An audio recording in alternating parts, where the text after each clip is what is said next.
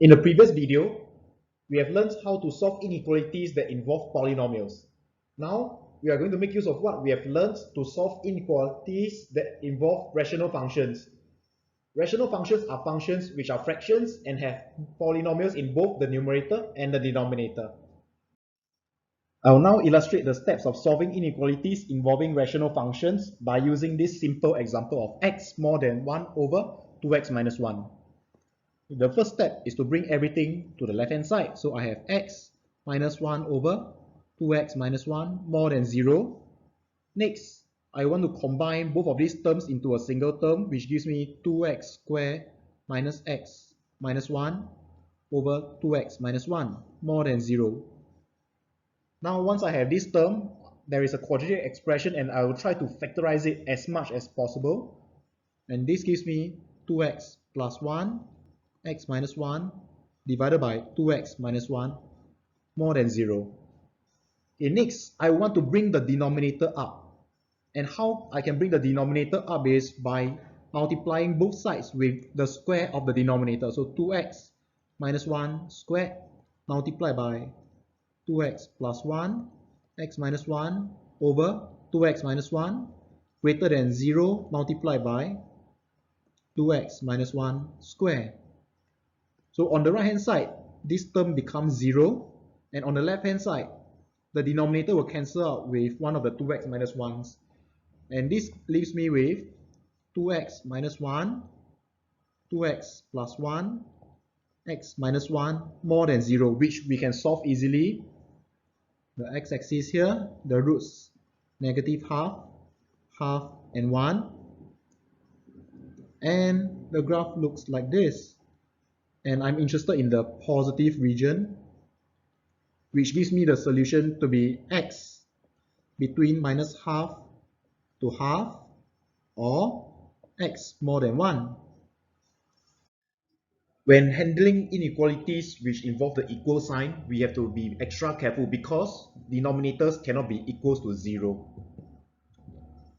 Therefore, while we can apply the same steps as earlier to solve any inequality, and in this instance, we will obtain the solution of negative half lesser than or equals to x lesser than or equals to half, or x more than or equals to 1, simply by replacing all the inequality signs with one that involve the equal sign. But we have to take note now, this is a fraction and the denominator cannot be equals to 0. That means x cannot be equals to half. And this solution will not be valid since it says that x can be equals to a half over here. And therefore, this shouldn't be the correct solution. And the correct solution should therefore be negative half lesser than or equals to x less than half, or x greater than or equals to 1. Let's try to apply the steps to solve this simple example. Now the first step is for us to bring everything to the left hand side. So I have 1 over x minus 1 more than 0. Next, I will combine both of them to get x minus 1 at the bottom, 1 minus x minus 1 at the top, which I can simplify into 2 minus x divided by x minus 1 more than 0. Now, I can multiply both sides by x minus 1 square to bring the denominator up, or I can simply just do a shortcut to bring the x minus 1 up, since they have the same effect. So I will have x minus 1 multiplied by 2 minus x more than 0. And with this, we can draw the graph out now, where the roots are at 1 and 2. And now, note that the coefficient of x squared, which is the highest power, is going to be negative.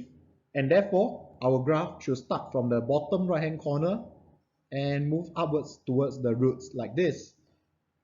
And the part that we are interested in is the part that is more than 0, so is the center part over here, which tells us that the solution will be x between 1 to 2. Now in example 1b, the inequality is exactly the same as in example 1a, except that the inequality sign has been changed into greater than or equals to. So if we follow our working from the previous example, we should end up with the solution of 1 smaller than or equals to x smaller than or equals to 2. However, Note that we cannot simply just make use of this answer because we know that there is a fraction involved in our inequality and that the denominator cannot be equals to 0. That means we know that x cannot be equals to 1. And therefore, instead of using this suggested solution, we should use the solution of 1 lesser than x lesser than or equals to 2. In this final example, we can apply the exact same steps to solve this inequality. So first, let's bring everything to the left-hand side, which gives me 3x minus 1 minus 4 over x plus 1 more than 0, which I can combine to get 3x minus 1 multiplied by x plus 1 minus 4 divided by x plus 1 more than 0. And if I expand and simplify, I will get 3x squared plus 2x minus 5 divided by x plus 1 more than 0. And now I can factorize the numerator into 3x plus 5 x minus 1 divided by x plus 1 more than 0. The next step will be to bring the denominator up, so I will get 3x plus 5 x minus 1 x plus 1 more than 0. And the three roots will be negative 5 over 3, negative 1, and 1. So I can now plot out my x-axis with my three roots negative 5 over 3, negative 1, and 1, and draw my graph from the top right hand corner like this. And since what I want is something that's more than 0, that means this portion here and this portion here, which tells me that the solution for this inequality will become negative 5 over 3 less than x less than negative 1, or x more than 1.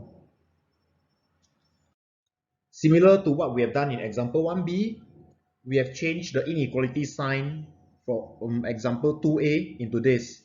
And what this means is that instead of using the solution of negative 5 over 3 smaller than or equals to x smaller than or equals to minus 1, or x greater than or equals to 1, we have to note that the denominator cannot be equals to 0, which means x cannot be equals to negative 1, and therefore we shouldn't have an equal sign over here.